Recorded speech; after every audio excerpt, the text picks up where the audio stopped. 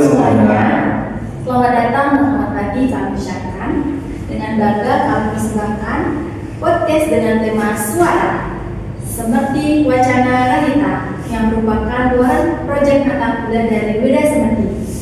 Sebelumnya, perkenalkan nama saya Kadek Kaudi Kirana dan rekan saya Ketut Sandiana yang kali ini akan menemani rekan-rekan suara semua. Nah, pada hari ini kita akan membahas sebuah topik yang sangat menarik. Hari ini kita akan membahas sebuah topik yang sangat relevan dengan keadaan Indonesia pada saat ini, yaitu Bhinneka Tunggal Ika dan nilai-nilai seperti dalam merawat kebinekaan. Nah, kedengarannya sangat berat ya teman-teman, tapi tenang aja karena kita akan membahas dengan santai agar teman-teman bisa memahaminya. Dan juga yang bikin excited, kita punya dua narasumber yang sangat hebat dan berkompeten. Betul sekali Tika, kita sudah mendapatkan dua narasumber yang sangat ahli dalam bidangnya. Yang pertama ada Ibu Nirai Vivlin dengan gelar SPDH MPDH dan ia merupakan dosen IFAN Empu Kuduran Singaria. Dan yang selanjutnya ada Bapak I. Agus Suparto dengan gelar SAG MAG. Ia juga merupakan salah satu dosen IAHN Empu Kuduran Singaria. Beliau merupakan dosen dari Brahmawiya. Nah, itu tadi kedua narasumber yang akan kita ajak sharing mengenai suara ini. Sebelum kita lanjut, mungkin dari Ibu Vivin dan Bapak Suparto mungkin bisa menyapa terlebih dahulu teman-teman atau rekan-rekan dari suara. Mungkin Ibu dan Bapak bisa dipersilakan untuk menyatakan. Ya, Om Swastiastu. Selamat pagi teman-teman semuanya yang mungkin menyaksikan ya podcast suara ini seperti wacana Rahita. Perkenalkan, saya Nirai Vivian Fitriani, SPDH MPDH. Jadi saya adalah dosen di program studi, hobi saya di program studi Pendidikan Agama Hindu, jurusan Dharma Acaya, Institut Agama Hindu Empu Kuduran. Jadi hari ini kita akan sharing ya bersama dengan Bapak Agus Suparto. Pada saat ini juga mungkin beliau silakan memperkenalkan diri. Om Swastiastu, selamat pagi rekan-rekan suara yang tentunya dengan bersukacita mengikuti podcast hari ini. Seperti yang diperkenalkan tadi, saya Agus Suparto, SAG/MAG, salah satu dosen di Prodi Teologi Hindu tepatnya. Namun saya sekarang juga sedang ditugaskan untuk mengelola proyek adat di Institut Agama Hindu Negeri Putra Singaraja. Tentunya menjadi satu tim yang sama bersama dengan Ibu Vivin dan juga akan memberikan sharing hari ini ya Ibu ya. Wah, luar biasa ya teman-teman. Nah, hari ini saya akan baca sedikit latar dari topik kita pada hari ini. Nah, Indonesia adalah bangsa yang sangat kaya akan keberagaman budaya, agama, dan juga suku bangsa. Di tengah perbedaan ini, semboyan Bhinneka Tunggal Ika mengajarkan kita untuk tetap bersatu.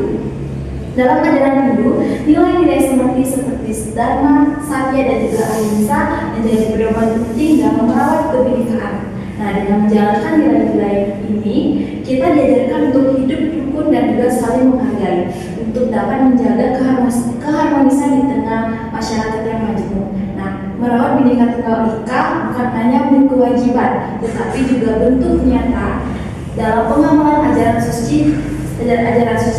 Seringkali kita langsung, baik Bapak Ibu, kita langsung saja kepada topik pertama, pertanyaan pertama ya, yang dimana saya ingin tahu nih bagaimana pandangan kedua narasumber kita terkait dengan generasi muda seringkali tidak mengenal akar sejarah budaya Bhinneka Tunggal Ika.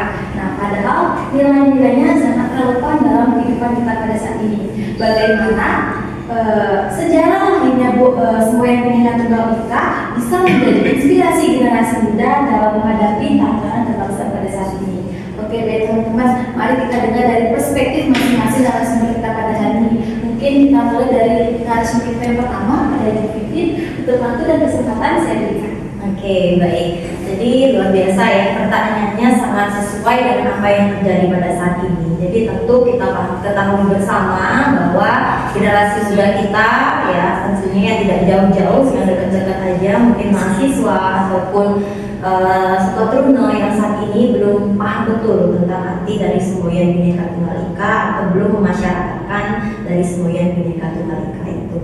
Nah, kalau kita lihat bahwa dari akar sejarah ya, dari kata semboyan dari Bhinneka Tunggal Ika itu yang berarti berbeda-beda tetapi tetap satu jua. Nah, itu sebetulnya diciptakan ataupun dikeluarkan semboyannya pada masa kerajaan Hayam Wuruk ya pada saat itu. Dan semboyan Bhinneka Tunggal ini terdapat dalam kitab Sutta Sempurna ya, yang merupakan kayak monumental ya pada saat itu, yang tentu arti daripada semboyan Bhinneka Tunggal Ika ini bukan hanya seputar semboyan saja, namun jauh daripada itu adalah bagaimana kita sebagai generasi muda itu harus bisa memahami filosofi daripada semboyan Bhinneka Tunggal Ika, bahwa berbeda-beda tetapi tetap satu jua. Nah, di sini kita perhatikan bahwa sejarahnya berarti orang-orang pada zaman dahulu itu sudah bisa memprediksi gitu ya apa yang akan terjadi ke depan seperti itu, karena kita tidak hanya kaya akan budaya tetapi juga kaya akan agama, adat istiadat, bahasa dan juga tradisi. Nah, ini menjadi semboyan ini menjadi pemersatu istilahnya di dalam Indonesia. Kita khususkan Indonesia ya, karena Indonesia itu terkenal dengan negara yang kaya akan tradisi, budaya, adat istiadat, tentu dan juga bahasa. Nah, kalau kita melihat dari sejarah Bhinneka Tunggal Ika ini, berarti orang-orang zaman dahulu itu sudah punya istilahnya prediksi ke depan bahwa apa yang terjadi di generasi muda itu yang sekarang sudah mulai cuek dengan bahasa, kemudian dengan adat istiadat dan juga agama, bahkan mereka yang hal yang kecil saja, kawitan aja nggak tahu gitu ya. Kalau ditanya kawitan mau apa, aku nggak tahu, berarti dia orangnya kan cuek ya artinya, apalagi dengan apa yang terdapat di dalam agama kita sendiri, bahwa generasi muda kita ini ada generasi yang memang cuek, kemudian kadang-kadang individualis ya. Kalau kita lihat sekarang mereka itu, kalau kita lihat cara dia bersosialisasi, kemudian cara dia berkomunikasi itu mengisyaratkan bahwa mereka itu cenderung individualis. Nah, tentu lebih banyak mereka itu adalah dengan media sosial, kemudian lebih banyak dengan game dan sebagainya, sehingga akar-akar sejarah itu perlu kita sosialisasikan melalui media seperti ini. Artinya filosofi dari Bhinneka Tunggal Ika ini perlu kita suarakan ya, agar mereka paham bahwa arti dan maknanya adalah berbeda-beda tetapi tetap satu jua.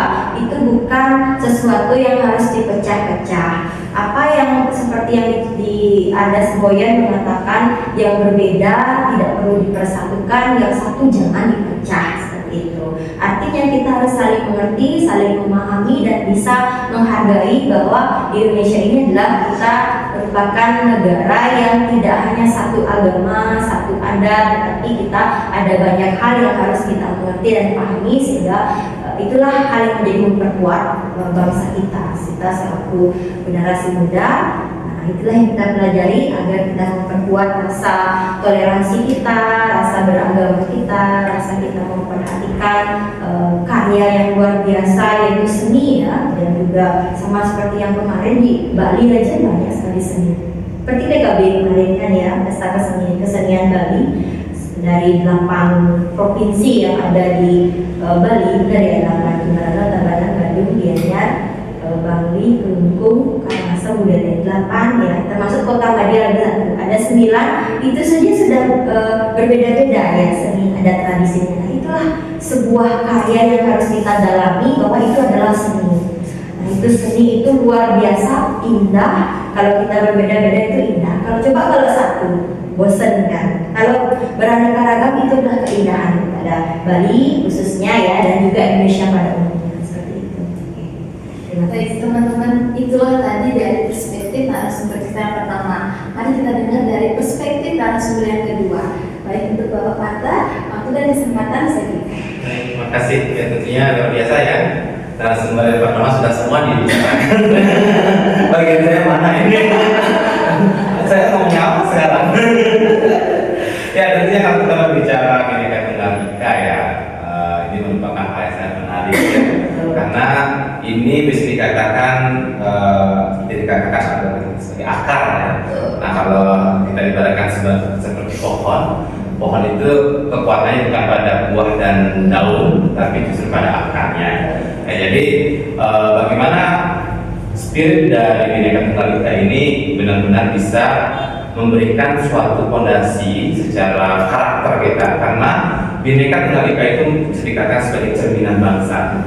Ya, sehingga kita sebagai generasi muda seharusnya mengilhami dan juga benar-benar menjiwai apa sebenarnya makna dari semboyan Bhinneka Tunggal Ika, yang tentunya tidak saja hanya sekedar semboyan yang dikatakan tadi oleh Ibu Pipin ya, tetapi bagaimana anak muda sekarang yang benar tantangan mereka sebenarnya sudah tidak berat seperti dulu, tetapi mereka justru lebih rawan tantangannya ya, seperti dalam perkembangan ilmu pengetahuan teknologi dan juga AI juga, kemudian kebiasaan dari anak muda sekarang yang tentunya mereka menganggap belajar sejarah, belajar agama itu seolah sesuatu yang tidak kekinian ya. Bisa dikatakan hanya orang kuno yang belajar agama, orang kuno yang belajar tentang sejarah.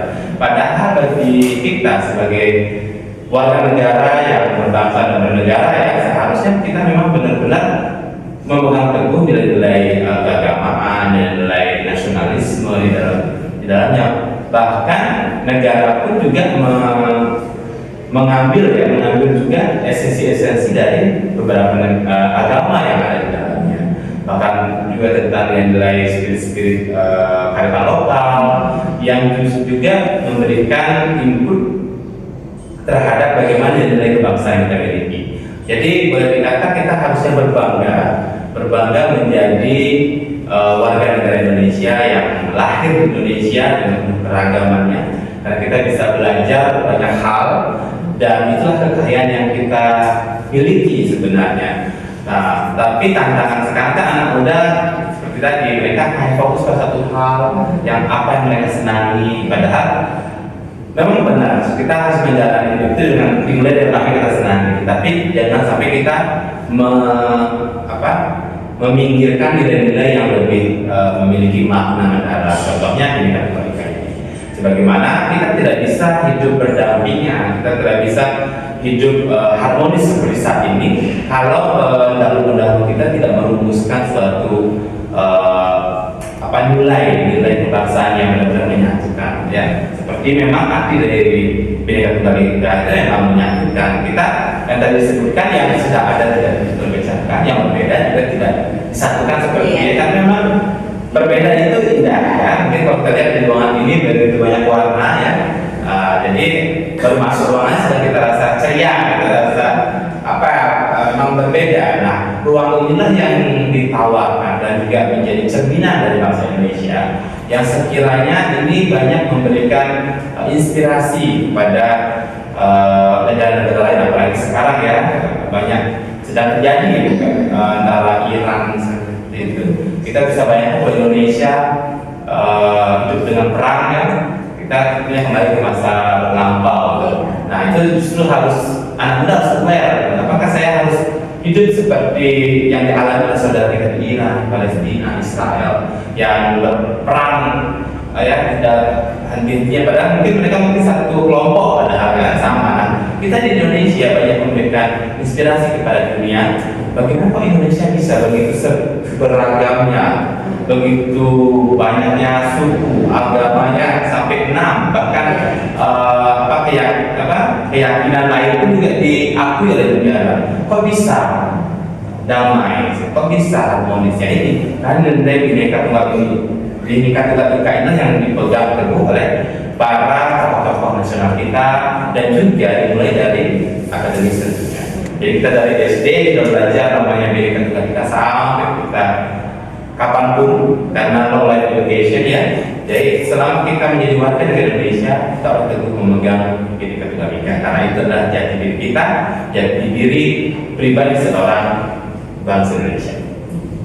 Gitu. Mungkin kalau dulu kita pahlawan kita berperang melawan penjajah, setelah merdeka kita berperang melawan diri kita sendiri, gitu ya, untuk bisa memahami bahwa apa apa yang diwariskan oleh tetua kita dulu itu harus kita jaga agar hidup itu lebih harmonis seperti itu. Keren sekali ya teman-teman, perspektif dari masing-masing dosen kita pada hari ini. Baik, jadi sedikit yang bisa saya simpulkan bahwa generasi muda seperti generasi kita pada saat ini itu dapat memperhatikan sejarah ataupun semboyan dari Bhinneka Tunggal Ika yang nantinya agar dapat melestarikan kekayaan budaya Indonesia. Baik, itu selanjutnya rekan saya dan Pak saya persilakan. Baik, untuk pertanyaan yang kedua, bagaimana nilai-nilai seperti dapat menjadi jembatan antara nilai-nilai Bhinneka Tunggal Ika yang dimana nilai-nilai keagamaan atau spiritual yang berbeda dalam mempromosikan perdamaian dan toleransi di Indonesia. Meskipun memiliki perbedaan doktrin banyak agama, memiliki kesamaan dalam mengajarkan nilai-nilai universal seperti kasih sayang, empati, dan pengampunan Tuhan.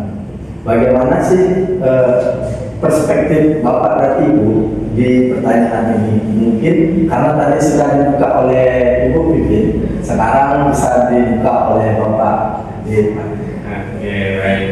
Ya, jadi ini pertanyaannya cukup mendalam sebenarnya. Bagaimana sih nilai yang sifatnya bisa mendukung toleransi, pluralisme, dan juga bisa mengimani ya atau bisa menyatukan semua ruang keagamaan berbeda. Bahkan kita bersama di Indonesia kita punya enam agama ya.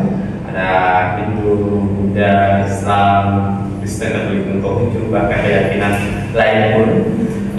Tentunya kalau kita merujuk dari beberapa informasi ya gitu ya. Karena kalau tentang keagamaan lain kita tidak terlalu memahami banyak ya dari informasi. Pada umumnya semua agama mengajarkan yang namanya kebaikan. Mungkin kalau kita kebenaran saya karena setiap agama tentu akan mengajarkan apa itu kebenaran. Karena kebenaran itu merupakan value ataupun fondasi dasar bagaimana seseorang itu membangun keyakinannya. Jadi untuk mengetahui keyakinan kepercayaan diri sendiri terhadap agama tentu harus berdasar pada kebenaran. Dan kalau dirujuk kita di Hindu ya dharma itu selalu disebutkan menjadi hal yang utama ya. Bagaimana kebenaran harus mendasari segala hal. Kalau kita merujuk melihat di Catur Pusaka pasti dharma disebutkan tentang bagaimana dharma memang harus kita pahami dengan baik, kita bisa resapi nilai-nilainya, lalu kita bisa menuju ke arta, bagaimana mencari penghidupan yang benar, dan itu kemudian baru kita setelah memiliki arta itulah kita baru bisa menuju ke kama ya. Dan kama itu bukan hanya nafsu ya, tetapi bagaimana kita bisa memenuhi apa yang kita butuhkan, karena kita hidup pasti memerlukan banyak hal ya pada zaman sekarang ya. Jangankan kita jangan Allah kita kepada itu atau kepada umum pun kita bayar ya gitu ya. Jadi tapi dalamnya harus tahu. Nah sama halnya untuk meningkat dalam toleransi tentunya kita harus memahami apa sih dharmanya kita harus berdampingan, apa sih dharmanya kita bisa hidup harmonis dengan yang lainnya. Nah kita setelah dharma ada nilai karuna di dalam cinta kasih ya. Cinta kasih inilah yang tentunya menjadi vibrasi utama seperti layaknya matahari ya. Matahari tidak pernah namanya memiliki kasih atau memberikan cahaya kepada siapa. Nah tentu cinta kasih inilah yang disebut sebagai sesuatu hal yang tanpa batasan layaknya matahari itu sendiri. Seperti cinta kasih ibu kita ya, kalau kita mengingat lagu masa kecil kan kasih ibu kepada beta tak tiga gitu kan sepanjang masa. Nah tentunya nilai-nilai itu sebenarnya ada dalam agama, semua agama mengajarkan cinta kasih, karena cinta kasih itu sangat dia menyatukan, dia memberikan kehangatan. Nah kehangatan inilah yang akan bisa memberikan bahwasanya kebersamaan itu akan menghadirkan kehangatan sendiri. Nah setelah adanya dharma, ada karuna, dan juga ada satya ya. Nah semua hal sebenarnya mengapa saat ini banyak terjadi konflik, karena dari kita sendiri pasti senang ya melanggar satya itu. Kita satya nggak? Apa satya wacana, satya wicara, satya redaya gitu kan? Kalau bahasa kita di Hindu ya. Jadi apakah seorang bisa memegang pembicaraannya, bicaranya, dia memegang pikirannya, memegang hatinya? Nah, tentunya inilah yang menjadi tantangan kita bersama, yang juga menjadi sumber konflik yang sering muncul. Kemudian ada yang namanya ahimsa. Nah, ahimsa sendiri karena orang jangan membunuh itu ahimsa. Itu himsa karena akan berkata. Tetapi kalau ahimsa kita internalisasi ke diri kita, itu bukan saja sekedar perilaku tanpa kekerasan. Nah, perilaku tanpa kekerasan itu harus kita benar-benar pahami sebagai suatu langkah mengimprove ya, meningkatkan kualitas diri sebenarnya. Bagaimana seseorang bisa tidak menyakiti dirinya minimal pertama, karena dengan diawali dengan menyakiti diri sebenarnya itu adalah suatu alasan kenapa dia bisa menyakiti orang lain. Nah, ketika kita bisa merasakan diri kita ternyata tidak nyaman untuk disakiti, sebenarnya demikian yang dirasakan oleh orang lain ketika kita sakiti. Nah, jadi nilai-nilai itulah yang sebenarnya juga diajarkan di agama-agama lain, yang tentunya inilah yang bisa diterima secara universal, karena agama sejati tidak berasal dari kelompok, tetapi agama sejati itu berasal dari universe atau dari dunia sendiri. Mungkin itu luar biasa sekali. Jadi semuanya sudah dikupas tuntas lagi. Oke, saya menyambung aja sedikit ya dari apa yang sudah disampaikan oleh Pak Fata tadi. Betul ya, kalau bicara masalah agama itu, semua agama itu ada kebenaran, dan kebenaran itu ada dalam setiap agama. Karena ibaratnya agama itu adalah sebuah jalan menuju Tuhan, seperti itu ya. Nah, ketika kita menapaki jalan menuju Tuhan itu, tentu ada hal-hal yang harus kita lakukan. Itu adalah jalan dharma. Kalau kita di Hindu ya, betul sekali dengan apa yang dikatakan oleh Pak Karta itu. Nah, dharma ini banyak sekali ya, Dik. Jadi dharma itu bukan hanya hukum, tapi dia adalah sebuah kebijaksanaan juga, dia adalah sebuah kebenaran juga, dan juga aturan-aturan yang mengikat. Jadi dharma itu luas gitu ya, dalam artian kalau kita melihat dari agama Hindu. Tapi di luar daripada itu, bahwa kita meyakini agama yang ada di Indonesia itu semuanya adalah agama yang mengajarkan tentang nilai-nilai kemanusiaan tentu ya. Karena inti pokok dari ajaran agama itulah nilai kemanusiaan. Bagaimana kita bisa menjalin hubungan yang baik dengan sesama manusia. Kenapa? Karena yang menjalankan agama itu manusianya gitu. Jadi bukan orang lain, bukan artinya bukan tumbuhan, bukan hewan, tapi manusianya yang menjalankan. Bagaimana kita menjaga ciptaan Tuhan itu, baik itu tumbuhan maupun hewan, itu adalah manusianya itu sendiri. Sehingga agama itulah yang mengajarkan tentang nilai kemanusiaan. Semua agama mengajarkan tentang nilai kemanusiaan itu. Ada, kalau kita bicara Hindu ya, pada khususnya itu tentu ada beberapa ajaran yang harus kita pegang. Yang pertama adalah yang umum yang kita lakukan khususnya di Hindu ya, adalah trihitekaran itu ya, bagaimana kita menjalin hubungan yang harmonis dengan Tuhan, dengan sesama manusia, dan juga dengan alam, agar kita mendapatkan suatu yang simbiosis mutualisme di sini ya. Kalau kita ingin hidup kita tenang, maka rajinlah berdoa, karena ketenangan itu kita dapatkan dari berdoa, dari sembahyang. Kalau hidup kita ingin harmonis, maka lakukanlah kehidupan ini, karena idealnya ya, bahwa kita hidup itu tidak bisa sendiri. Kita hidup selalu membutuhkan orang lain, maka hiduplah secara harmonis. Kemudian kalau kita membutuhkan alam, karena bagaimanapun kita sebagai manusia itu adalah nafas saja kita dari alam loh. Ya, artinya oksigen yang kita hirup itu dari tumbuh-tumbuhan. Tumbuh-tumbuhan mengeluarkan oksigen, kita menghirup oksigen. Kita mengeluarkan karbon dioksida, tumbuh-tumbuhan menyerap karbon dioksida untuk proses fotosintesis. Jadi kita membutuhkan makanan disediakan oleh alam. Jadi itu adalah sebuah simbiosis mutualisme, saling ketergantungan ya, artinya dengan alam dan sebagainya, itu kita ajarkan dalam hidup. Sehingga dari praktek-praktek nyatanya itu sesungguhnya adalah menjalin harmonisan dengan alam sebagainya, dengan syukur. Kemudian kita kembalikan lagi ke alam, kemudian kita ambil apa yang ada di alam, kita kembalikan lagi, seperti itu siklusnya. Dan kemudian kalau hal lain yang kita diajarkan ada ajaran dua bineka, ya. Ada hitam, ada putih. Kalau orang bilang di Konghucu atau Cina ya yin yang ya itu ya. Jadi kita juga punya yaitu dua bineka itu. Ada hitam, ada putih, kemudian ada baik, ada benar, ada hal yang berbeda yang harus kita pahami di sini.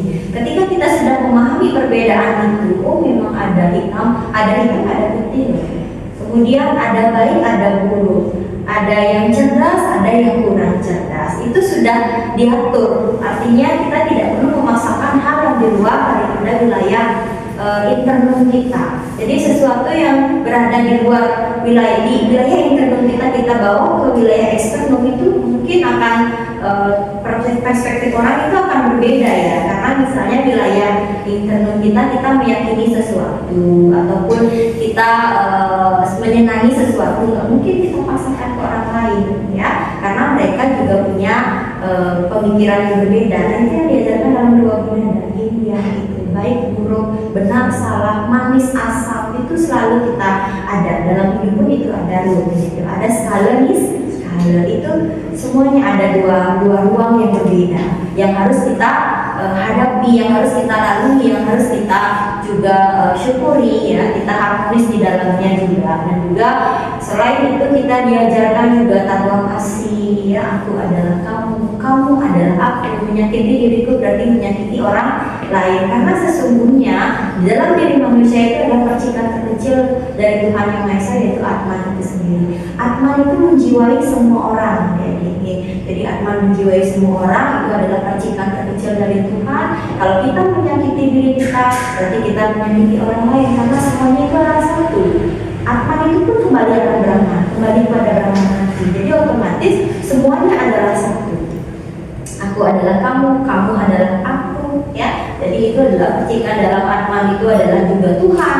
Kita itu sebenarnya adalah Tuhan gitu ya. Kalau kita pelajari Tuhan itu adalah dalam diri kita, berarti kita harus bisa mengendalikan diri kita.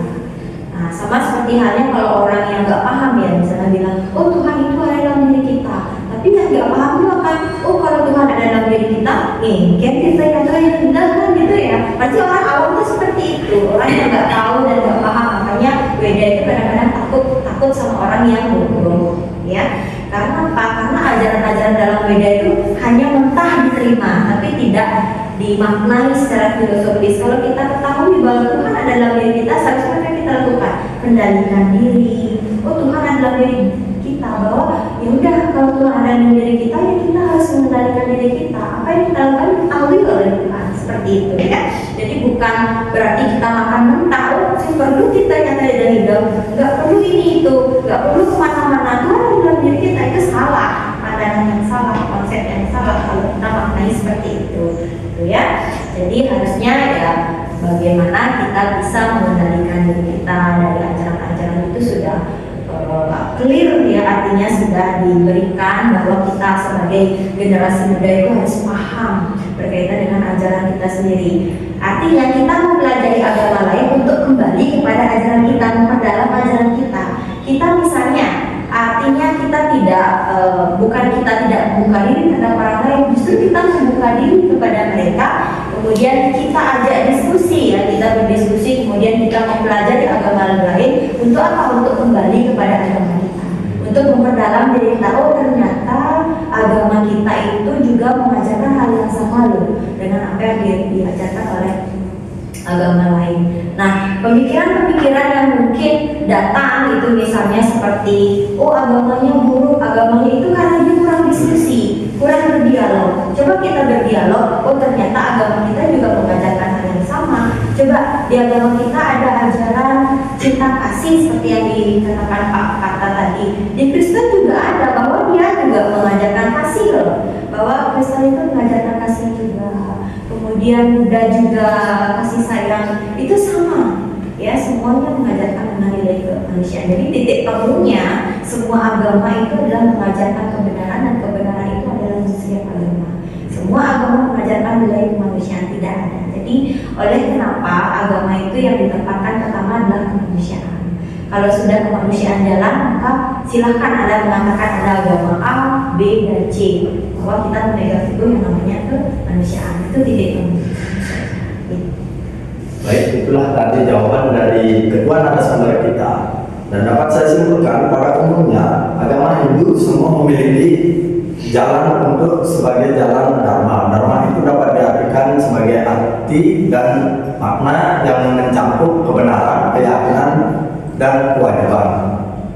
Inti dari ajaran agama merupakan nilai-nilai dari kemanusiaan. Mungkin untuk pertanyaan selanjutnya akan ditanyakan oleh rekan saya.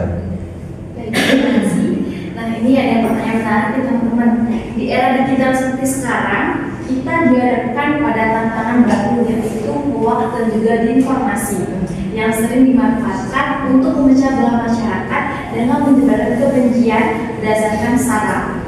Nah, ketika tersebar hoax tentang agama atau suku tertentu, bagaimana kemampuan untuk mengucapkan kebenaran dan juga melakukan verifikasi informasi menjadi kunci untuk tidak mudah terprovokasi.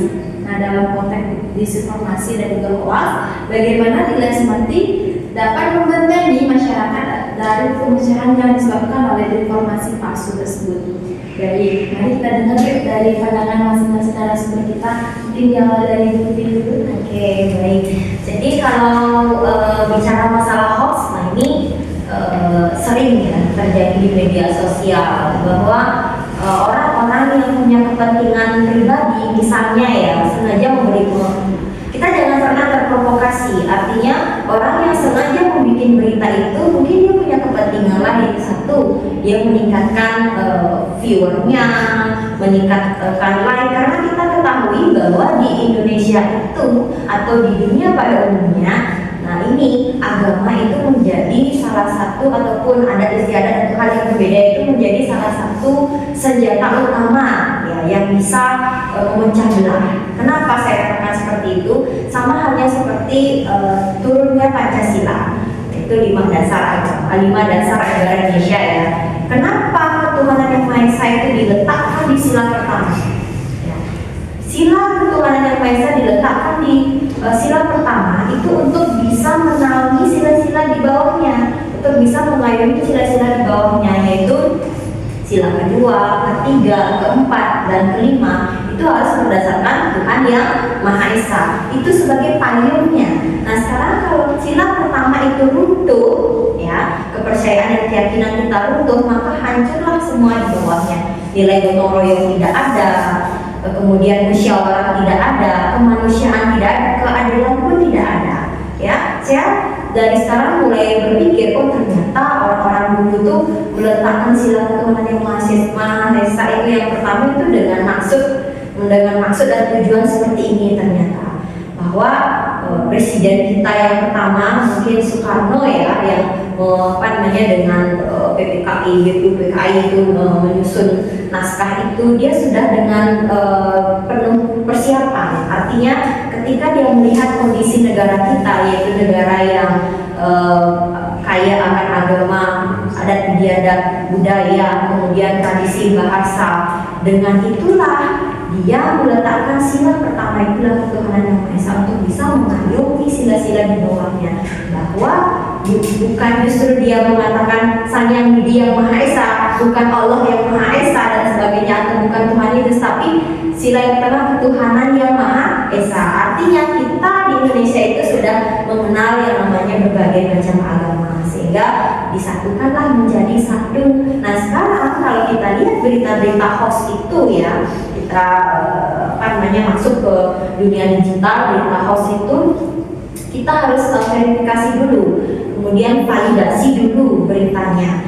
Karena kalau kita sebagai orang akademisi ya, apalagi calon-calon guru ya di sini menanggapi berita-berita itu, kita cari dulu sumbernya, benar nggak ini, atau justru ini hanya orang yang ingin cari popularitas, kemudian cari viewer atau cari like, mengambil keuntungan dari sana. Karena ya sekarang ada FB Pro kan, yang mungkin dengan jumlah viewer dan like yang banyak bisa menghasilkan uang dengan cara-cara yang seperti ini.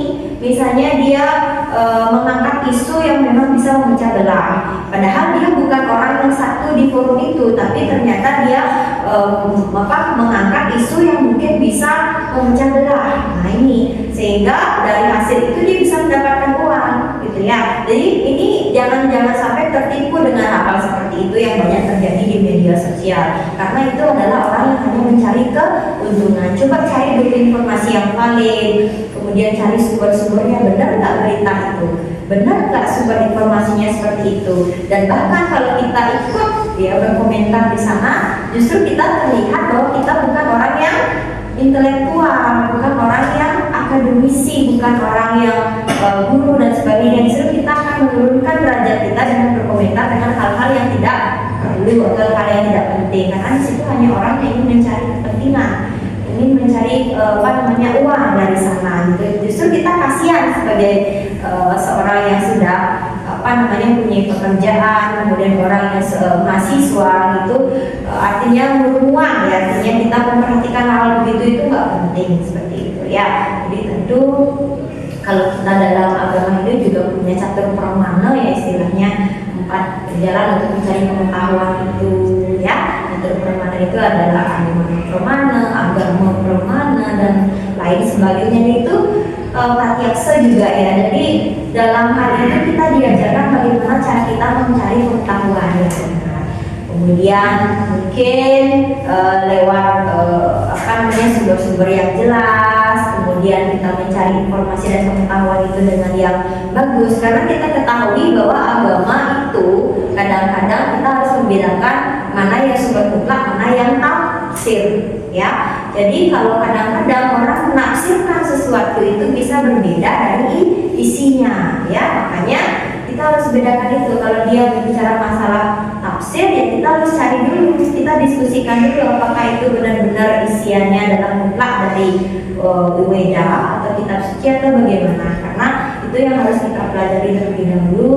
Dan cara mencari pengetahuan itu, mencari kebenaran itu juga kita sudah diajarkan itu dalam catur pramana itu ya. Intinya adalah jangan sampai terkecoh, kemudian jangan sampai ikut dari berita-berita hoax yang seperti itu. Apalagi kalian ini adalah orang-orang yang calon-calon guru, kemudian mahasiswa, kasihan sekali ya kalau melihat hal-hal yang seperti itu menjadi hal yang bisa memecah belah. Padahal sebenarnya tidak, kita fine-fine aja di sini, kita baik-baik saja, nggak ada. Itu cuma oknum yang ingin memecah belah seperti itu. Tentunya menarik ya memang kalau kita bicara tentang hoax dengan isu agama ya, Sarah ya, itu merupakan isu yang seksi. Ya, siapa sih yang tertarik dengan menjadi perbincangan ada masalah ribut gitu ya. Tapi pada umumnya manusia itu kan kepoan ya. Apalagi zaman sekarang, bahkan anak kecil aja yang baru lahir usia sekian tahun keponya itu tinggi sekali kan gitu ya. Nah jadi seperti yang kita bahas di awal tadi, bagaimana sebenarnya ilmu teknologi ini kita gunakan dengan bijak sebenarnya ya. Nah dengan adanya hoax itu memang bagian yang melengkapi ya, dinamika dari satu kehidupan, khususnya di saat ini yang memang berkembang pesat yang namanya pemerintahan, kemudian ujaran kebencian yang mana sering menyebabkan suatu konflik juga ya, dan sering jadi kita lihat di media sosial, bahkan tidak nanggung-nanggung ya, bahkan ada yang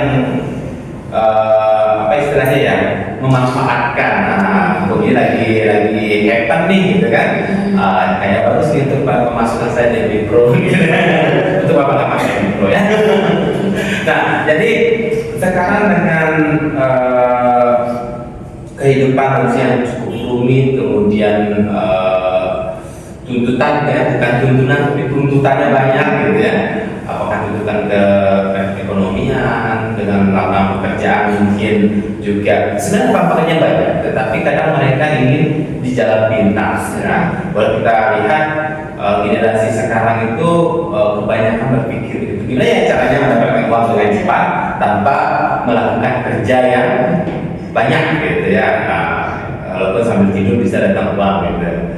Nah Jadi media sosial banyak mereka berjibaku dengan bekerja di media sosial itu bagus ya, bisa memanfaatkan namanya sosial media dengan cukup baik, apakah melalui personal brandingnya dan juga kemampuan yang lainnya.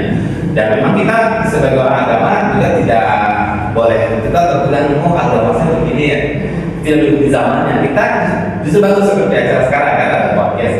Sebenarnya ini suatu media yang kita berkolaborasi dengan media tersebut gitu, dengan ilmu pengetahuan dan teknologi tersebut. Kita tidak boleh apatis dengan perkembangan zaman, karena manusia itu pada intinya adalah berkembang ya. Jadi kan kita nggak mungkin jadi Pithecanthropus ya. Jadi kalau bisa di zaman modern begini kita nggak pakai pakaian misalnya kan yang lucu ya, bisa menjadi bahkan mungkin kita menjadi bahan ya. Nah, menanggapi hal ini tentunya kita perlu yang namanya kesadaran ya. Yang paling pertama kalau sekarang lagi muda itu yang namanya self awareness. Jadi bagaimana kita sadar dengan diri dulu gitu ya. Gimana kita memposisikan diri menggunakan media sosial dengan baik, kemudian dengan landasan-landasan keagamaan yang sudah kita dibekali ya, kita miliki dari kecil, sudah dibekali oleh orang tua kita dulu, waktu kita di rumah yang mengajarkan nilai dasarnya, kemudian dulu pengajian kita juga memberikan tambahan-tambahannya. Bagi kita di sini kan calon-calon guru ya, tentunya ya menjadilah guru pengajian yang benar-benar menjadi jembatan si anak tersebut menjadi karakter yang utama. Nah, belum lagi pemerintah kita dan tentunya guru bisnis dan sebagainya kita juga menjadi faktor penting dalam membangun karakter kita. Jadi kita cukup beruntung ya sudah ditata kehidupan kita, makanya kita sebenarnya tidak bisa namanya melewati tahapan kehidupan ya. Kita mulai satu asrama, misalnya kita dalam mencari dan berkelas dan berkesuka. Jadi ketika kita di dalam mencari ini, kita memang waktu untuk belajar ya. Dikatakan tadi ada jatuh kemana, bagaimana kita mendapatkan banyak jalan sebenarnya untuk mendapatkan pengetahuan. Nah, dari konsep-konsep ini sebenarnya ini adalah satu cara para leluhur kita, pendahulu kita itu untuk membentengi kita dari kejadian-kejadian seperti ini. Bagaimana kita sebagai anak muda lebih aware, lebih sadar. Oh ini nggak cocok, ini nggak bagus ini. Nah kalau kita dikatakan kalau kita belum cukup mampu untuk masuk di ruang itu, lebih baik jangan dimasuki daripada akan merusak diri sendiri. Tetapi kita kalau misalnya merasa pede ya, jadi saya punya kemampuan untuk ngasih tahu yang benar, bukan maksudnya akan melawan, tetapi kita memberi edukasi juga kan gitu, bahwasanya itu nggak benar gitu ya, memberikan klarifikasi bahwasanya itu tidak benar. Itu perlu juga kita sebagai orang yang akademisi, karena kita mengajar tidak hanya di ruangan ya, banyak sekali ruang yang harus kita memang kita sadari sekitar kita ya. Nah tentu dari self awareness ini kita belajar bagaimana memahami diri. Dengan memahami diri inilah kita akan memahami yang lain juga. Nah tentunya ujaran kebencian ini memang perlu diperangi gitu ya. Bahkan Menteri Agama kita melaunching satu buku terbaru dia terkait melawan ujaran kebencian ini. Karena kebencian ini adalah salah satu racun dalam bahasa yoga itu satu racun ya yang bisa mengotori batin seseorang, yang tentunya juga kalau batinnya sudah kotor, sudah terracuni, pastinya tidak bisa menjalani hidup dengan baik. Segala hal yang dari adalah salah, segala hal adalah dianggap sebagai hal yang akan menyakiti dirinya, sehingga dia sangat membenci segala hal. Nah, ketika seseorang sudah benci, makanya itu harus dihindari. Ya, karena benar-benar itu memicu konflik yang tentunya ini akan mengganggu tatanan nantinya. Nah, tentunya kalau di agama kita juga belajar tentang paramita, yang salah satunya itu ada upeksa ya. Jadi kita belajar sebenarnya kita memang anak muda sekarang harus bisa memetakan cara pandang. Apa sih cara pandang kehidupannya? Saya hidup itu mau ngapain? Apakah gini aja? Nah, itu dosa ya. Orang yang berkata yang kalah dalam hidup tidak seperti itu. Makanya bagaimana kita harus punya ideal, kita punya tujuan hidup yang benar ya. saya mau ngapain selama saya muda ini dia di tahapan remaja ini saya mau ngapain. Nah, jadi kalau memang belajar dulu.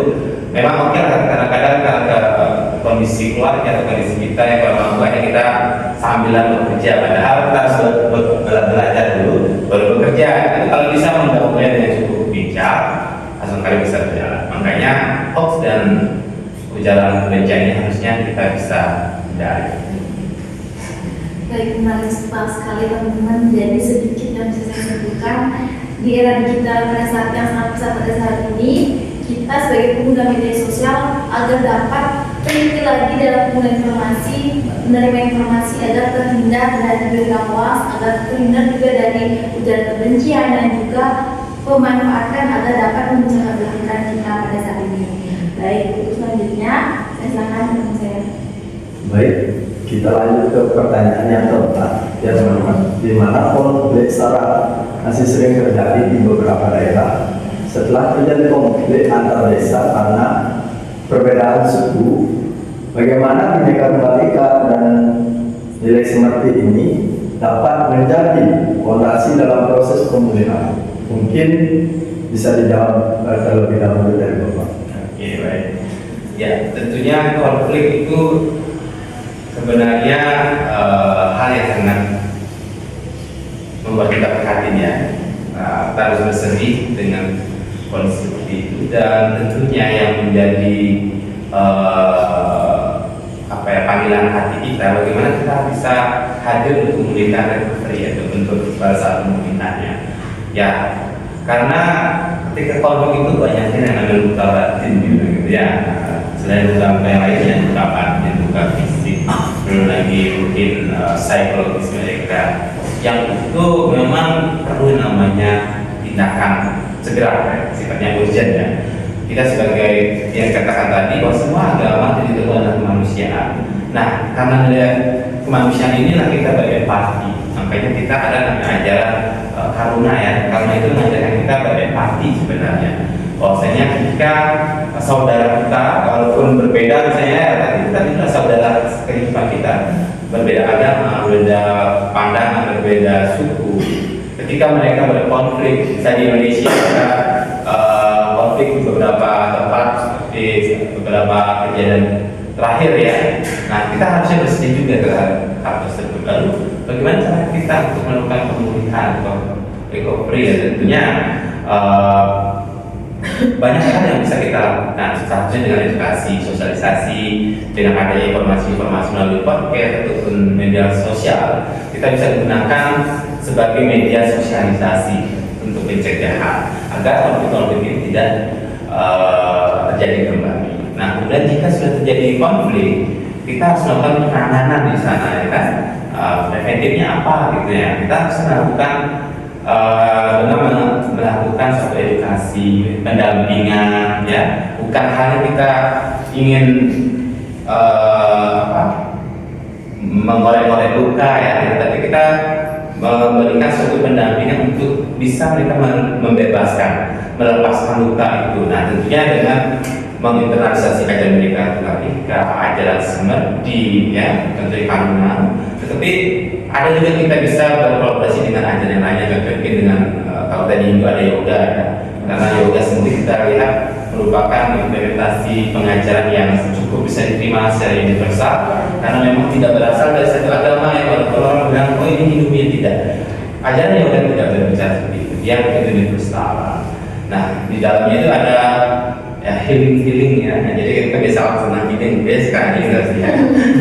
Nah, di yoga itu kita belajar tentang sound healing, ada bagaimana kita benar-benar hipnoterapi gitu ya. Jadi itu adalah treatment yang bisa digunakan untuk membantu korban-korban konflik, dan tentunya vibrasi orang-orang yang mengalami konflik itu sangat beragam. Ada yang benar-benar mungkin dia sangat rendah sekali, merasa diri sudah gagal kan, atau merasa diri sangat tersakiti, itu bisa tidak mau seperti ada gairah untuk hidup lagi gitu ya.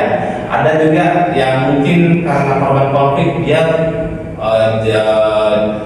jadinya lebih beringas, nah, tidak terkontrol karena kemarahannya begitu besar. Nah, inilah yang menjadikan suatu harus ada satu penanganan yang tentunya bisa mengangkat mereka bisa melepas.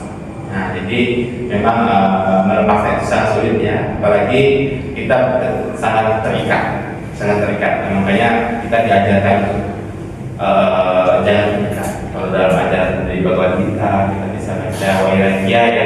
Vairagya itu adalah salah satu penyebab penderitaan sebenarnya. Jadi bukan saja kita sedang menderita dengan konflik ya. Sekarang kita terikat lagi dengan apa yang kita miliki, ya. Terutama keterikatan dengan orang terdekat, apa yang kita miliki, rumah, harta itu juga sebenarnya menjadi penderitaan kita. Nah, tentunya dengan konflik sara yang terjadi ini, kita bisa melakukan itu dengan bisa tawarkan. Ayo bersama-sama membersamai untuk bisa melepaskan yang namanya kebencian, sehingga batinnya mulai cukup baik dan psikologisnya itu juga perlahan akan mulai tumbuh lagi seperti tunas baru ketika dia direkonisasi seperti itu menurut saya. Oke, jadi luar biasa ya. Tadi disampaikan sudah beberapa hal yang disampaikan Pak Karta itu tentang bagaimana proses pemulihan. Nah sekarang kalau kita lihat bahwa terjadi konflik itu yang paling banyak pemicunya di Indonesia adalah perihal agama. Ini sebenarnya miris sekali, di mana agama itu harusnya menjadi hal yang bisa mendamaikan, tapi kenapa justru memicu konflik? Nah ini yang membuat kita di Indonesia ya kadang-kadang kurang sadar bahwa agama itu harusnya menjadi jalan perdamaian. Tetapi kenapa agama itu justru memicu konflik? Nah ini karena yang pertama itu adanya sikap fanatisme mungkin ya. Jadi setiap orang di agama itu punya sifat, oh ini agama saya yang paling benar, oh agamanya dia yang salah, agama saya yang paling benar. Nah itulah yang perlu kita lakukan pemulihan terhadap apa yang harusnya kita keluarkan, mengatakan bahwa agama kita paling benar atau agama orang lain itu salah. Nah itu yang kita lakukan salah satunya ini dengan melakukan prokes ya. Karena kita ketahui zaman sekarang itu orang mengakses informasi itu sudah bebas akses informasi. Mau mencari apapun itu sumbernya sudah bisa diakses. Maka jalan yang paling bisa kita lakukan adalah dengan berdialog-dialog seperti ini, seperti membuat dialog kerukunan mungkin ya, kemudian dialog antar umat beragama, dan juga membuka podcast yang bisa diakses di YouTube, kemudian mungkin di reel Instagram yang sifatnya yang bisa, karena kita tahu orang itu cepat bosan sekarang ya sebetulnya, maka perlu kita buat sebuah memframingnya, artinya diskusi-diskusi ini menjadi hal yang dinikmati itu barang 1 menit, kemudian paling lama 2 menit itu sudah kemampuan menangkap orang yang lihat medsos itu sudah hilang. Maka dengan munculnya Reel, TikTok itu menjadi sesuatu hal yang menarik yang bisa dinikmati oleh orang banyak, dan tentu makna yang ada dalam video-video pendek itu bisa memberikan sebuah edukasi berkaitan dengan hal-hal yang mendamaikan gitu ya, bahwa diskusi-diskusi seperti ini itu penting ya, karena seperti yang saya katakan tadi, ketika orang itu berkonflik itu artinya dia tidak dekat gitu ya. Kalau kita sudah tidak dekat, kalau kita dekat mungkin berkonflik gitu ya, berarti orang yang berkonflik itu adalah orang yang jauh.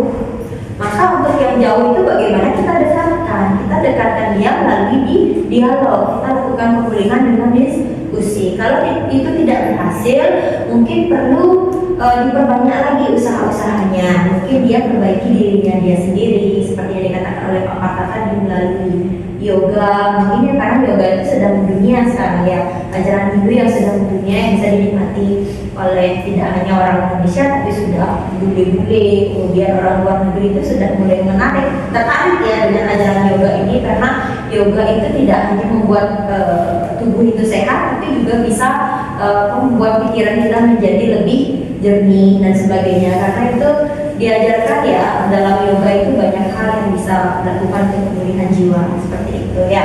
Itu salah satu hal yang dilakukan seperti yang dikatakan Pak Karta tadi dengan yoga. Okay?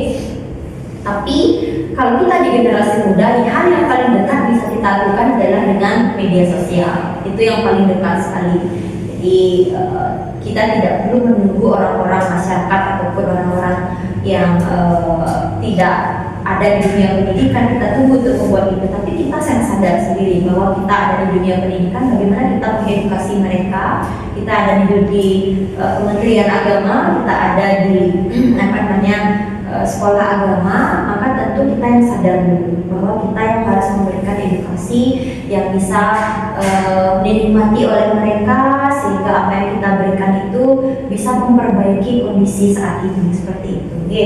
Nah, kemudian kalau kita lihat bahwa pemicu konflik itu kita tidak bisa pungkiri kalau di Indonesia itu pemicu konflik yang pertama adalah perihal agama, suku, adat, dan itu yang harus kita sadari. Nah, sekarang itu yang harus kita pulihkan, bahwa ternyata banyak orang di luar sana yang oknum-oknum, ya, bukan saya katakan semua orang seperti itu, tapi oknum-oknum yang bisa memanfaatkan hal ini. Seperti halnya konflik yang sebenarnya terjadi itu bukanlah konflik antar suku, antar agama, tapi oknum yang memanfaatkan isu-isu seksi tadi, ya, agama itu menjadi hal yang dapat memicu konflik.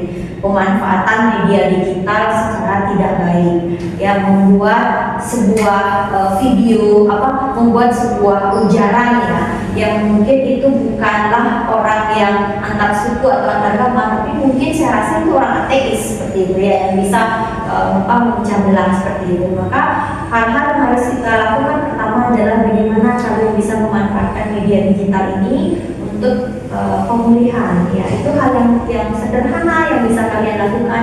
Janganlah kita membuat seminar yang besar, kemudian kita membuat pelatihan, workshop, dan sebagainya yang menghabiskan dana besar, tapi mulailah dari diri kita sendiri dengan memanfaatkan ini dulu, media digital. Hal-hal yang positif kita sebarkan, ya, hal-hal yang negatif jangan disebarkan, karena hal-hal yang negatif perihal agama, perihal perbedaan itu isunya seksi sekali. Itu bisa dimanfaatkan oleh orang yang tidak bertanggung jawab. Artinya orang yang memanfaatkan itu adalah mencari kepentingan untuk dirinya sendiri, gitu, ya.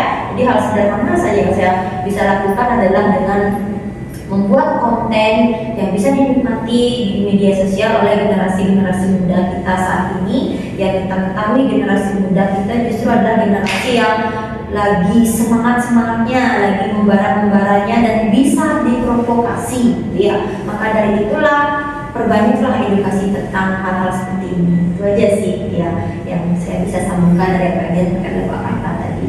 Terima kasih dari kedua narasumber. Itulah tadi jawaban dari kedua narasumber kita. Intinya pentingnya pemahaman melalui video edukasi, sosialisasi, serta podcast yang kita lakukan untuk mendampingi suatu konflik agar mendapatkan vibrasi. Dengan munculnya religi ataupun TikTok, kita dapat memanfaatkannya membuat video edukasi yang menarik untuk dibahas. Mungkin untuk pertanyaan selanjutnya akan ditanyakan oleh rekan saya. Baik, terima kasih. Sudah pertanyaan terakhir. Nah, saya bertanya, bagaimana kita dapat menumbuhkan semangat rasa ingin tahu dan juga empati terhadap perbedaan sebagai fondasi untuk merawat Bhinneka Tunggal Ika dan juga nilai-nilai seperti bagaimana kita ketahui bahwa rasa ingin tahu dan juga empati adalah kunci utama untuk memahami dan juga menerima orang lain. Nah, mendorong anak-anak untuk bertanya tentang tradisi teman-temannya yang berbeda suku atau untuk mencoba memahami perspektif orang lain yang yang dapat menjadi kesalahpahaman. Dan mungkin dimulai dari terlebih dahulu. Jadi berkaitan dengan empati, kemudian rasa ingin tahu. Sebetulnya empati itu artinya bagaimana kita bisa memahami keadaan orang lain. Itulah tujuannya kita beragama, ya. Jadi agama itu mengajarkan kita rasa kasih sayang, kemudian bagaimana kita memunculkan rasa empati di dalamnya, sehingga melalui agama itu memang benar-benar jalan yang bisa dilalui untuk menuju Tuhan. Artinya bagaimana kita menuju kesempurnaan, menyatu dengan Tuhan, bagaimana kita memahami rasa empati, dan sebagai warga negara Indonesia yang dimana kita di dalamnya adalah orang yang berkecimpung dalam agama maupun adat istiadat maupun seni dan budaya ya, yang tentu hal yang bisa dilakukan kalau saya di dunia pendidikan, karena saya di pendidikan agama, mungkin pada saat saya akan mengajarkan sesuatu kita membuat model-model kurikulum yang memang berbasis kearifan lokal ya. Artinya kearifan-kearifan lokal yang ada di Bali pada khususnya dan juga di Indonesia pada umumnya itu sudah bisa dimunculkan mulai dari anak itu TK ya. Di TK itu sudah diajarkan kurikulum mengenal tentang bagaimana sih, seperti kemarin ya ada parade gogo yang ada di taman ini ya di Patung Singa, itu mengajarkan bahwa anak-anak itu sudah dikenalkan kearifan lokal.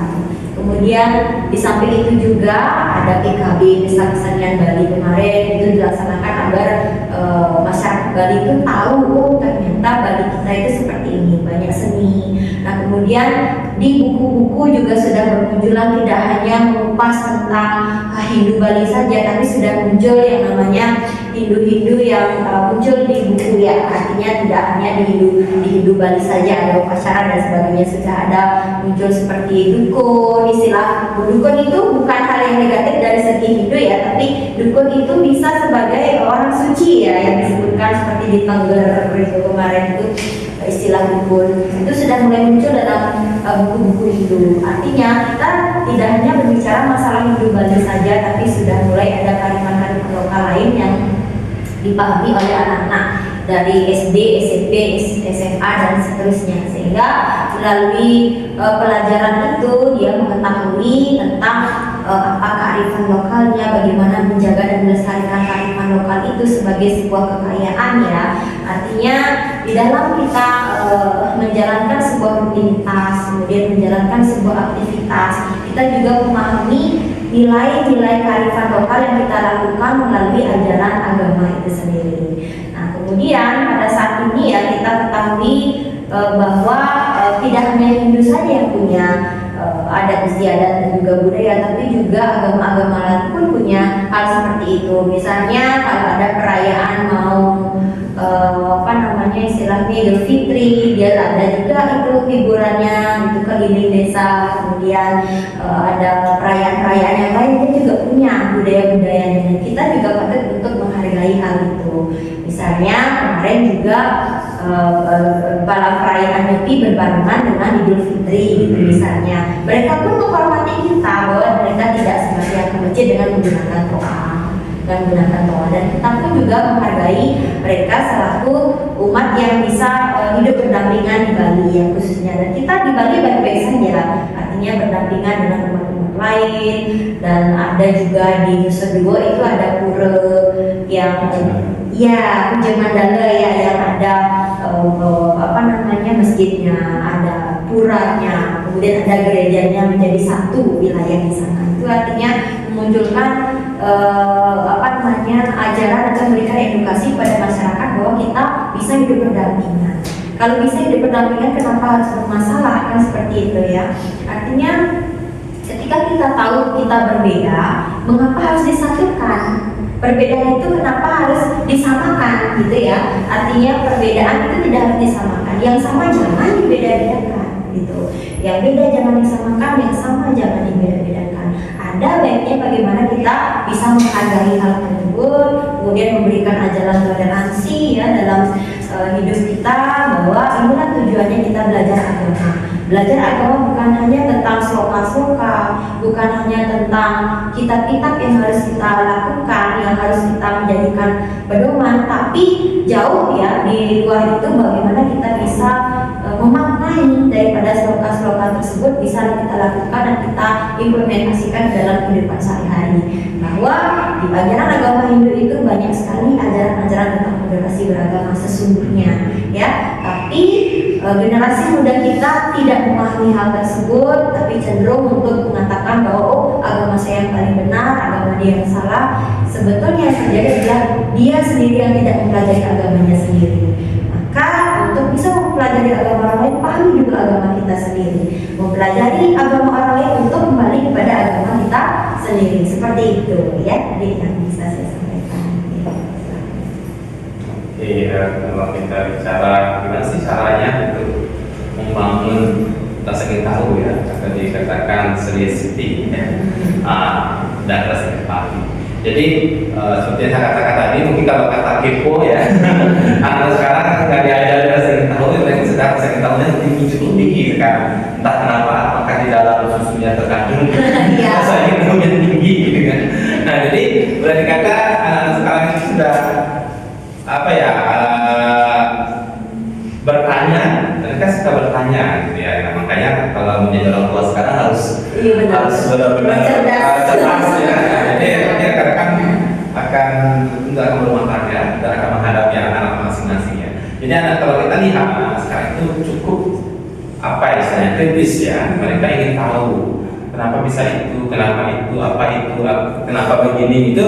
Mereka kecil sudah muncul seperti itu. Kenapa? Karena memang ada perkembangan media sosial ini kan, dengan adanya YouTube, mereka juga sudah merekam, ya kan, dan itu juga memang perlu namanya benar. Nah, oleh karena itu kalau ditanyakan bagaimana cara menumbuhkannya, ya itu ketika anak masih anak-anak. Karena ketika juga mereka di usia balita itu kan memang usia emas ya, yang daya serapnya sangat tinggi. Nah, ketika ini bisa dipaut misalnya TK, itu sangat penting sekali kita memang harus menunjukkan para karakter ya. Jadi kalau misalnya di fase usia itu tidak diberikan pendampingan yang benar, maka bisa dia bertumbuh akan menjadi hal yang tidak benar. Mungkin kalau kita bereksperience ya, ada salah satu experience dari satu profesor terhadap pertumbuhan bunga mawar yang berduri ya. Yang satunya dikasih kata-kata kebencian atau hal yang buruk saja, tumbuhnya tidak menghasilkan bunga, tapi dia menghasilkan duri. Tapi ada satu bunga yang bunga mawar juga, tapi dia selalu diberikan cinta kasih, siraman, sapaan-sapaan kehangatan, selalu dia disirami dengan penuh cinta kasih gitu kan. Kemudian hati si penyiramnya yang bertumbuh dan berbunga tanpa duri, padahal dengan daunnya sama. Nah, sebenarnya manusia pada umumnya seperti itu juga. Kita memiliki esensi kemurnian yang sama, tetapi kenapa menjadi berbeda? Nah, tadi kita katakan bagaimana pertumbuhan oknumnya. Agama hadir sebenarnya untuk melengkapi kemurnian yang dimiliki ya, sebagai jembatan ya, buat kita sebagai kendaraan lah gitu, untuk bisa kita memahami apa yang kita miliki dalam diri kita. Nah, biasanya ketika kesalahan tafsir, karena kan semua juga mengajar tentang tafsir kan, bagaimana kita menafsirkan seruti itu ada seperti kita harus berhati-hati sebenarnya dengan tafsir ini, karena kesalahan dalam peksa, dalam pandangan akan bisa mengabulkan kemurnian seruti. Nah, inilah yang harus kita benar-benar jaga. Nah, tentunya di usia muda, khususnya pada usia anak-anak tadi, itu adalah salah satu cara kita untuk bisa mensosialisasikan lebih awal, melakukan tindakan lebih preventif ya, upaya pencegahan gitu ya. Kita memitigasi resikonya. Kita sudah tahu nih resikonya. Di usia sekarang aja tantangan kita sudah cukup berat ya, terhadap digitalisasi. Apalagi nanti mereka bertumbuh di usia kita berikutnya, pasti akan lebih canggih lagi di sana. Apalagi sekarang sudah ya, kita tanya apa aja ya itu bisa jawab. Tetapi kita seperti dikatakan tadi oleh Ibu Vivi, kita nyari apa sekarang gampang, belajar gampang. Tapi belajar tanpa guru itu akan kosong. Nah, ruang itulah yang akan diisi oleh rekan-rekan sekalian, apalagi calon guru kan, itulah nanti kontribusi kita. Karena belajar dengan manusia, jadi kita ada jiwa, ada rasa, makanya kenapa ada seni rasa itu ya, bukan merasa seni gitu ya, jadi seni merasa, itulah yang harus kita kembangkan. Sehingga saya ingin tahu berempati itu muncul dari rasa, ada rasa gitu ya, seni rasa, bagaimana mengelola rasa dirinya. Makanya kenapa ada kesenian kita di Bali, di Indonesia ya, kesenian itu menjadi corak utama dalam menumbuhkan budaya, ya kan? Makanya kita TK diajari, walaupun nggak bisa nyagam ya, mau kali jauh ada nyagamnya kan, mungkin kita semua punya pengalaman sama ya, bagaimana kita ngagamnya masih lucu gitu. Tapi itulah caranya, kita ceria gitu kan, dengan tujuan kita kalau kita lihat seperti lucu kali kita ya sekarang gitu ya. Nah, bagian seni ini juga masuk ke ada satya siwa sudah. Kita nggak terus melulu belajar satya kebenaran berat sekali hidup kita. Bisa-bisa jadi fanatik benar. Kamu nggak bisa ini yang nggak benar di sini. Ini harusnya begini gitu. Padahal posisinya sama aja. Orang yang begitu memegang satya kebenaran, kadang-kadang bisa lewat. Ya itu namanya fanatisme. Bahkan karena dia merasa diri belajar kebenaran, seolah-olah dia sudah mengetahui kebenaran di sana begini gitu ya. Nah, kenapa HP di sini? Itu sangat semuanya jadinya. Bahkan akhirnya dan dia belajar kebenaran bergeser dengan menyalahkan orang lain. Nah, itu berarti pembelajaran agamanya yang keliru, bukan agamanya ya.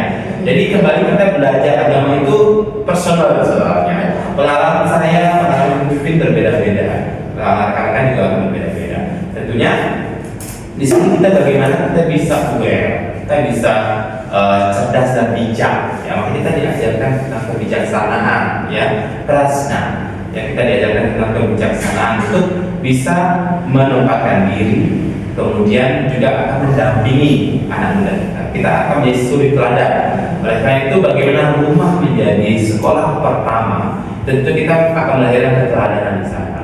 Ya, itu adalah upaya kita ya untuk bisa memberikan pengajaran kepada anak-anak muda, anak-anak kita, untuk bisa menumbuhkan rasa ingin tahu dan empatinya. Dan tentunya dengan berkunjung, misalnya contoh program berkunjung ke Puja Mandala, Tirta Yatra, sekali waktu kita mungkin mengajak, ini loh tempat ibadah teman kita yang muslim, ya.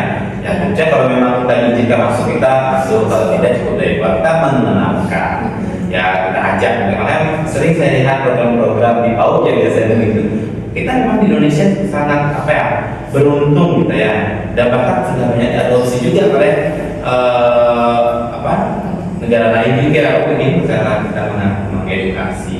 Makanya kita sangat beruntung sekali hidup dalam perbedaan, karena dari perbedaan itu kita akan tumbuh dengan empati. Nah, tapi tidak hanya agama aja ya, empati itu di sosial juga. Jadi ketika ada orang ditabrak, jangan dilihatin aja gitu. Kasihan. Nah, itu kita nggak melakukan apa-apa. Sering terjadi seperti itu. Justru yang diambil bukan korbannya, tapi HP-nya. Lumayan untuk kasih makan Instagram, gitu kan. Nah, ini sebenarnya hal yang keliru. Tapi kadang-kadang ada orang, kenapa kan tidak dibantu? Akhirnya kalau maksudnya yang harusnya bisa diselamatkan, tidak bisa diselamatkan. Karena takut malah saya berusaha sama polisi. Masalah namanya menjalankan kebenaran itu berada di atas. Ketika kita sudah menjalani kebenaran secara benar, bukan pembenaran, itu pasti akan aman saja. Masalah bukan kebenaran akan disalahkan. Kita disalahkan, kita bisa menanggung pertanggungjawabannya. Jadi bagaimana kita berimpact empati itu tidak soal agama saja, tapi sosial kita. Kita hidup loh sekarang. Seperti yang dikatakan tadi, tidak hidup sendiri. Jadi kalau kita melakukan membantu orang yang tabrakan, ataupun misalnya ada truk ya, misalnya berat jatuh, barang-barangnya berantakan, kita bantu, itu merupakan implementasi keagamaan juga yang juga berdampak pada sosial. Maka itulah cara-cara kita untuk menumbuhkan rasa tahu dan juga empati yang merupakan dasar dan nilai kemanusiaan yang ada dalam setiap agama. Itu aja. Sangat-sangat membuka wawasan kita ya teman-teman. Jadi sedikit yang bisa saya simpulkan, dengan menumbuhkan rasa ingin tahu dan juga empati kita dapat menghargai sebuah perbedaan, baik perbedaan agama maupun tradisi. Nah, agar nantinya bisa menjadikan jembatan bagi kita untuk menjaga toleransi dan juga keharmonisan antar beragama. Baik, diskusi hari ini sangat-sangat membuka mata kita ya Bapak Ibu ya. Jadi pesan dan kesan terakhir untuk teman-teman sahabat suara di luar sana, mungkin kita mulai dari Ibu Vivin. Pesan? Jadi kalau bicara perihal keharmonisan, kita di agama itu diajarkan anti kekerasan. Nah, pemahaman kita bahwa anti kekerasan itu bukan hanya kekerasan secara fisik ya, tapi kekerasan verbal, kekerasan finansial juga bisa. Tapi di sini yang umumnya yang harus kita pahami adalah jangan sampai kita melakukan kekerasan secara verbal. Contohnya bullying, ujaran kebencian itu juga bentuk kekerasan ya. Jangan pikir kekerasan itu hanya kekerasan fisik saja, tapi yang terjadi saat ini yang paling fatal di media sosial adalah kekerasan secara verbal, ya, yaitu bullying, ujaran kebencian, kemudian isu-isu negatif, kemudian pemanfaatan media yang bisa memicu konflik, itu semua kekerasan secara verbal. Jadi ya, kalau di rumah oke lah kekerasan secara finansial dengan suami istri ya, masalah uang belanja, uang ini, tapi jangan sampai kalian sebagai orang-orang akademis ya, sebagai calon-calon guru, kemudian sebagai mahasiswa sampai melakukan kekerasan secara verbal. Itu etika dalam dunia digital yang harus kalian pahami adalah pahamilah pemanfaatan media digital yang bagus. Ada yang namanya netiquette ya, etika dalam berinternet, itu netiquette namanya. Sehingga etika dalam berinternet itu adalah yang paling umum. Jangan melakukan kekerasan secara verbal, baik itu bullying, ujaran kebencian, kemudian isu-isu negatif dimunculkan dan sebagainya. Itu saja sih pesan saya. Oke, terima kasih.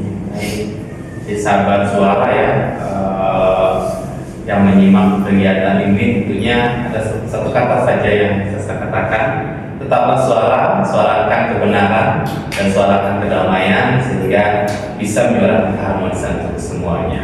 Karena apapun kita tidak bisa menjadi diri saja, tetapi hiduplah berdampingan dengan harmonis, karena keharmonisan itu akan membawakan kebahagiaan untuk kita semua. Tentunya Loka Samasta Sukino Bawantu, kan gitu ya. Kedamaian semuanya tentunya berasal dari diri. Tetaplah jaga keharmonisan dan tentunya tetaplah bersuara sebelum berhenti bersuara. Oke, luar biasa. Terima kasih banyak Ibu Nirai Bidin dan Bapak IGD Agus Abdul atas sharing yang kita laksanakan pada hari ini. Semoga dengan sharing ini banyak para pendengar mulai memahami dan menghayati serta mengamalkan nilai-nilai dari Bhinneka Tunggal Ika dan beda seperti ini. Mungkin dari teman saya. Betul banget Sandia. Dan juga untuk sahabat suara di luar sana, jangan lupa terus pantau dan saksikan agar kita dapat merawat Bhinneka Tunggal Ika ini sampai episode selanjutnya. Baik, untuk podcast pada pagi hari ini saya tutup dengan Parang Sandi. Sampai jumpa.